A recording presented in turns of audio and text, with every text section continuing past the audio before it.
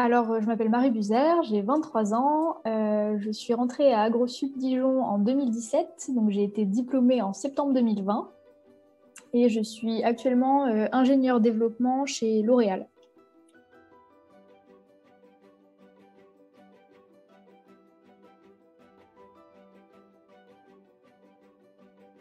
Par le concours C2, puisque j'ai fait un DUT génie biologique, option industrie agroalimentaire et biologique avant. J'ai choisi la dominante Sufficient en troisième année. J'ai choisi Sufficient comme je venais d'un cursus très technique avec le DUT, plus les 2 premières années à AgroSup, je trouvais que c'était très orienté qualité, production, enfin du moins moi c'était mon sentiment. Et j'avais un peu la sensation que dans mon profil, il manquait ce côté formulation et R&D.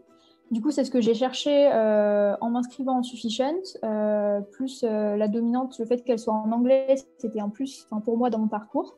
Pendant l'année de Sufficient, j'ai eu la chance de faire un projet, puisque donc on a le projet C en troisième année, qui était orienté cosmétique. Et donc, du coup, cette spécialisation un peu cosmétique et formulation m'a permis d'avoir mon stage de fin d'études que j'ai aussi fait au sein du groupe L'Oréal.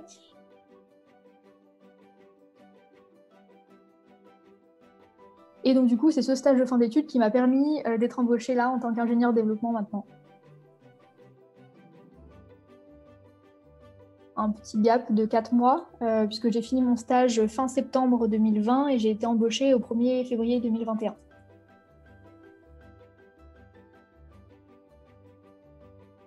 Moi, c'est une formation que j'ai beaucoup appréciée. Venant du DUT, donc j'avais déjà cette spécialisation agroalimentaire.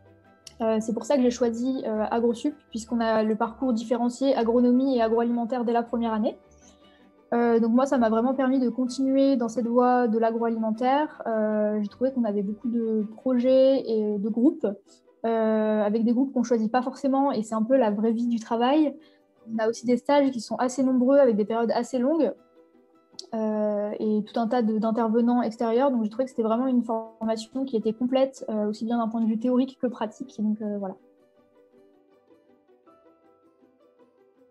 J'ai beaucoup aimé la spécialisation agroalimentaire. Mais par contre, on nous disait souvent qu'on était spécialisé en agroalimentaire, mais qu'on pouvait travailler en cosmétique. Et pour autant, on ne parlait jamais de ce côté cosmétique. Donc, on savait qu'on pouvait travailler dedans, mais on n'avait pas de cours, on n'avait pas de projet, on n'avait pas d'expérience dans ce domaine-là. Du coup, c'est assez tôt que je me suis dit que j'avais envie de voir en parallèle des cours d'agroalimentaire, qu'est-ce que ça pouvait donner en cosmétique et comment je pouvais l'appliquer en cosmétique. Donc j'ai essayé un peu tout au long de mon parcours, à partir de l'école d'ingénieur, d'aller dans ce domaine-là. Donc en première année, j'ai fait mon stage ouvrier en cosmétique dans une usine à Vichy. En deuxième année, j'ai choisi un module optionnel formulation cosmétique. Et en troisième année, en prenant Sufficient, j'ai pu faire donc, mon projet C en cosmétique, mon stage en cosmétique et être embauchée en cosmétique.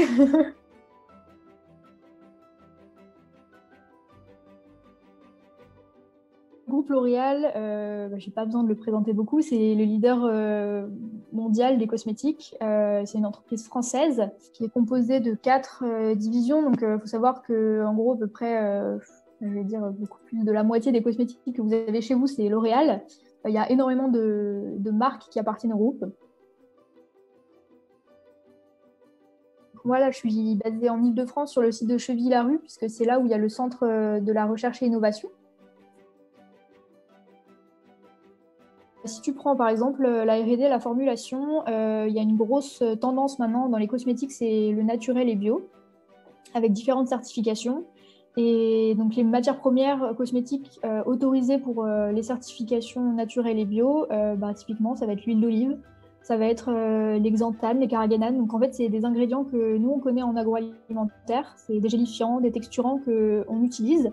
Alors oui, il y aura des matières premières qui ne sont pas exactement les mêmes, mais au final, c'est toute une architecture et une structure de formules qu'on connaît, des émulsions, des mousses, des choses comme ça. Donc c'est assez facile. On peut faire la dominante microbiologie. Il y a une grosse explosion de l'intérêt du monde cosmétique pour tout le microbiome de la peau. Est-ce que le cosmétique que je m'applique va détériorer la flore microbienne qui est présente à la surface de ma peau? En termes de packaging, les compatibilités formule-packaging, donc qu'est-ce que je peux apporter sur ce point de vue-là. Si on prend la dominante procédés, les procédés agroalimentaires et cosmétiques, sensiblement, c'est les mêmes. Hein, c'est des cuves, des pompes. Faire de la production cosmétique ou agroalimentaire, globalement, c'est la même chose. Alors, Nutrisenstas, la sensorialité, hyper important en cosmétique, tous les métiers d'évaluation. Et Sofia, marketing, il y a beaucoup de choses qu'on peut faire aussi en cosmétique. Donc vraiment, avec les dominantes, il faut prendre le problème un peu à l'inverse. C'est quelles compétences moi j'ai dans mon cursus et comment est-ce que je peux les appliquer. Et c'est valable dans plein d'autres domaines, je suis sûre. Moi, je l'ai fait pour les cosmétiques parce que c'est ce qui m'intéressait. Je sais que j'étais, pour mon stage de fin d'études, donc au sein du groupe L'Oréal aussi, j'étais au laboratoire Sanoflore. J'étais la toute première stagiaire issue d'un cursus agroalimentaire. En général, ils prennent plutôt des personnes issues de formation de chimie. Et sinon, pour là, mon emploi, non, c'est vraiment mon stage en fait qui m'a permis d'avoir ce poste-là.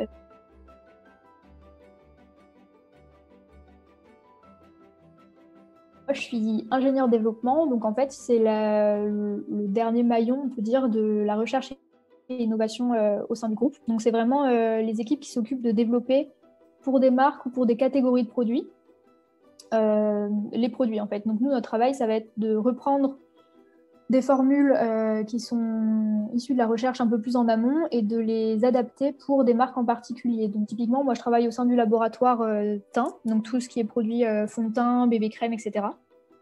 Et je travaille sur un anti-cerne, un correcteur.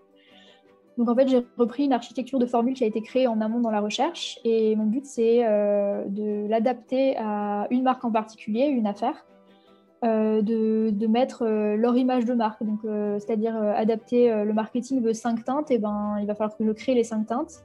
Le marketing utilise ce parfum-là, il va falloir que je vérifie que le parfum soit possible à mettre dans la formule. Est-ce que ça va sentir bon ou est-ce qu'il va y avoir des interférences, voilà. Et donc, mon rôle, ça va être d'accompagner ce travail-là jusqu'à la montée en échelle, donc c'est-à-dire moi produire cette formule-là au sein du laboratoire sur des petites machines, mais l'accompagner jusqu'au stade de pilote, voire usine, donc à plus grande échelle, savoir si c'est possible, l'industrialisation, etc., jusqu'à lancer l'officialisation du produit pour une mise sur le marché plus tard. Du coup, je travaille sur un projet d'anti-cerne qui sera certifié bio pour une marque française. Voilà. Donc, c'est sur le développement de cet anti-cerne-là et des différentes teintes. Pour le développement, c'est assez compliqué les journées types. Typiquement, je sais pas, j'arrive le matin, je planifie un peu ma journée. Est-ce que j'ai planifié des manipulations à faire? Puisque ça arrive, en général, ça me prend la journée, puisqu'il y a tout un temps de manipulation, puis de nettoyage du matériel, etc. Il y a des journées, ça va être quasiment essentiellement basé sur le contrôle des formules que j'ai déjà créées et qui sont mises en stabilité dans des tubes à différentes températures, etc. Et donc, ça va être de regarder au microscope, de regarder à la centrifugeuse, qu'est-ce que ça donne.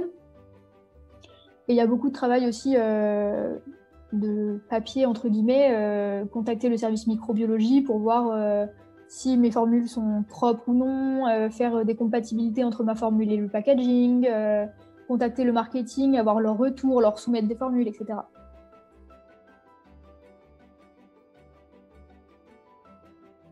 On est à peu près sur un tiers de manipulation et 2 tiers de bureau.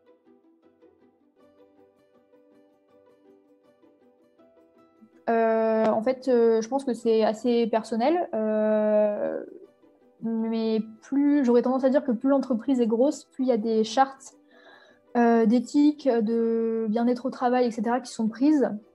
Donc moi, c'est clairement stipulé dans mon contrat de travail que j'ai un droit à la déconnexion. Donc, c'est-à-dire que j'ai le droit, entre mes journées de travail, de ne pas ouvrir mon ordinateur, de ne pas répondre aux appels et aux mails professionnels. En temps normal, je pense que oui, puisque je suis censée suivre la montée en échelle, donc l'industrialisation de mon produit. Donc, sachant que je connais l'usine dans laquelle il va être fabriqué, je pense que théoriquement, je suis censée me déplacer sur site pour aller voir comment ça se passe sur place. Honnêtement, je pense que dans le contexte actuel, le déplacement va se faire en visio. Mais, du coup, je sais pas. Mais Pour l'instant, non, il n'y a pas de déplacement prévu.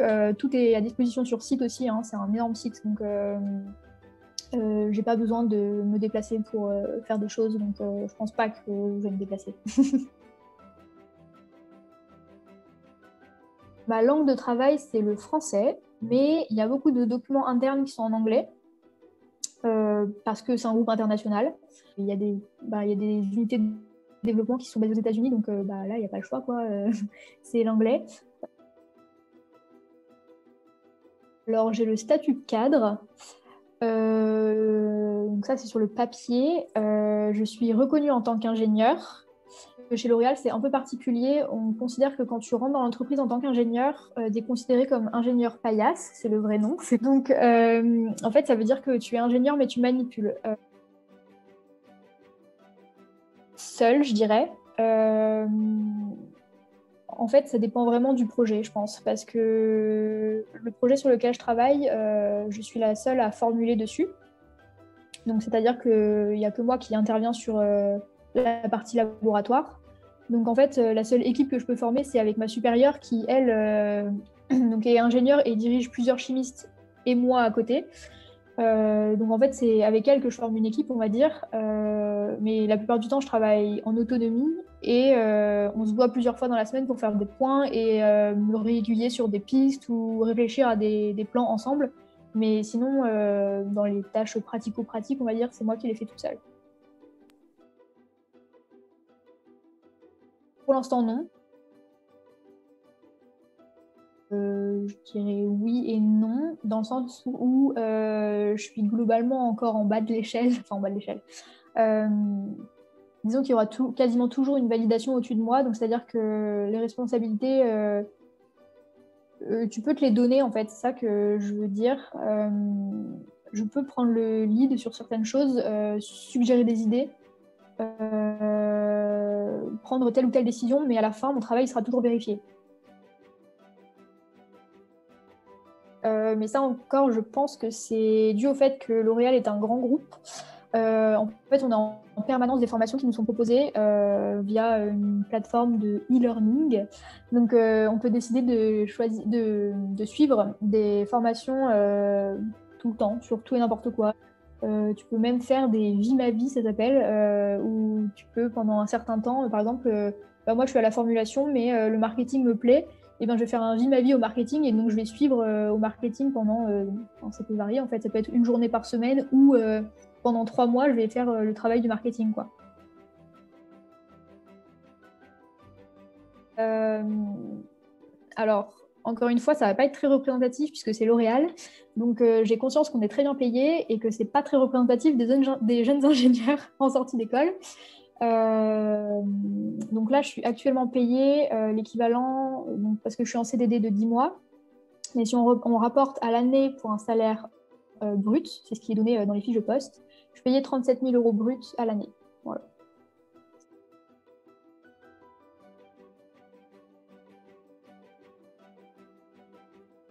Oui, totalement. C'était vraiment vers ce type de poste que je voulais évoluer. Après, j'étais absolument pas confiante et certaine d'y arriver en sortie d'école. Donc moi, c'était vraiment un objectif à voir un peu plus long terme. En fait, j'étais prête à passer par des autres chemins pour y arriver. Donc je suis vraiment très contente d'avoir réussi à trouver ce poste en sortie d'école. Ça correspond parfaitement à mon projet pro, aux compétences que je pense avoir et aux compétences que je souhaite développer.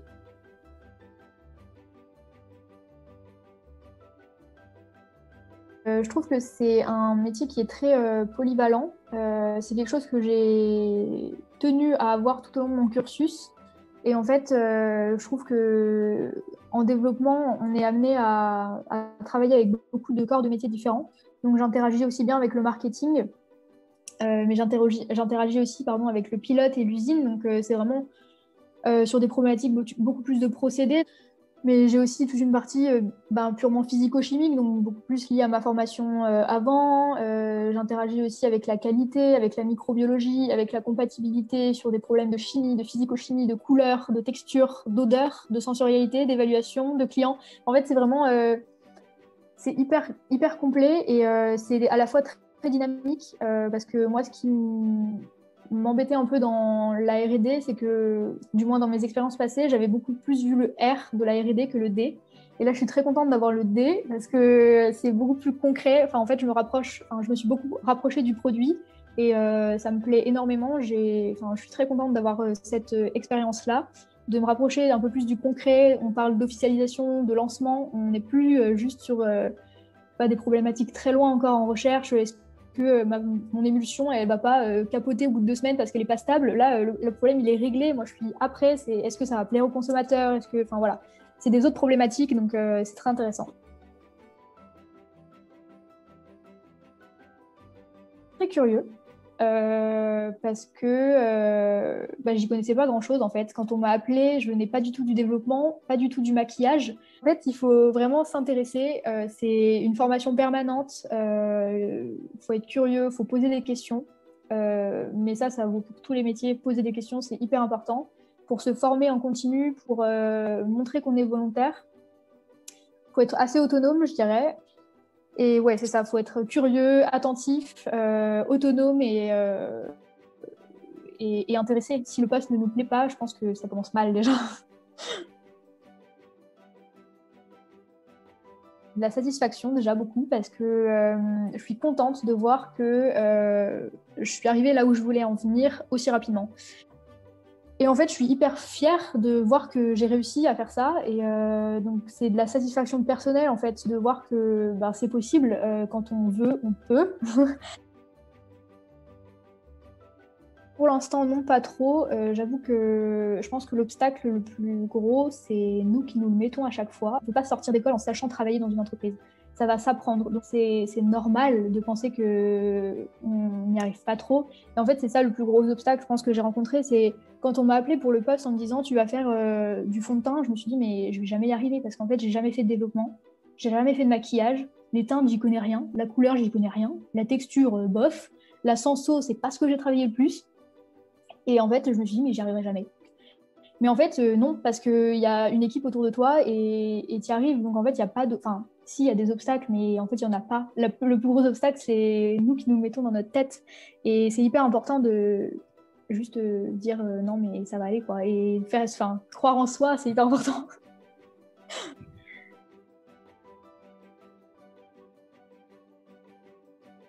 Je dirais presque 100%. On va dire 90%, parce que vraiment, il y a des réunions obligatoires. Mais c'est moi qui décide quand est-ce que je formule, quand est-ce que j'avance. Alors, bien sûr, il y a des grands jalons que moi, je ne peux pas décider. Et le marketing, il veut la formule pour le 30 mars, et ben, c'est la deadline. Enfin, mais sinon, globalement, et ça, je pense que c'est à peu près valable pour tous, en tant qu'ingénieur, on est assez autonome sur notre marge de manœuvre et les journées, je les organise comme je veux. Les points, je les mets avec ma responsable comme je veux en fonction de son agenda, évidemment. Mais après, c'est assez libre, je dirais. 100%. Durant les heures de travail, du moins, je pense que c'est à peu près 100% parce que bah, on attend que tu arrives à tes objectifs. Alors après, si tu n'y arrives pas parce qu'il y a des obstacles, c'est pas un problème, on le prend en compte, mais du coup, ils sont vachement attentifs à ce que nous, on ait une bonne image de la marque, mais qu'en contrepartie, on s'investisse à 200% dans nos projets parce que bah, c'est notre but et à la fin, c'est de sortir des produits. Si rien ne sort, L'Oréal, il va pas être content. Alors, les conditions de travail, je dirais que c'est à peu près les mêmes partout, dans les labos du moins. Globalement, moi, je suis dans un open space avec, je pense, doit être une dizaine. Je suis amenée à bouger pas mal puisque l'open space, il est collé au labo, donc du coup, je suis sans arrêt en train de faire des allers-retours. Pour l'instant, encore une fois, oui et non, parce que je suis en CDD 10 mois, donc je sais que dans 10 mois, théoriquement, c'est terminé. Après, moi, je veux évoluer. J'ai pas envie, j'ai pas envie de faire ingénieur paillasse pendant 10 ans. Ça ne m'intéresse pas forcément. Enfin, ça m'intéresse aujourd'hui parce que j'apprends plein de choses sur le métier, mais je suis sûre, enfin, en fait, je sais, je me connais. Dans 2 ans, j'en aurai marre. Donc, euh, donc moi, j'ai envie d'évoluer. Après, on verra.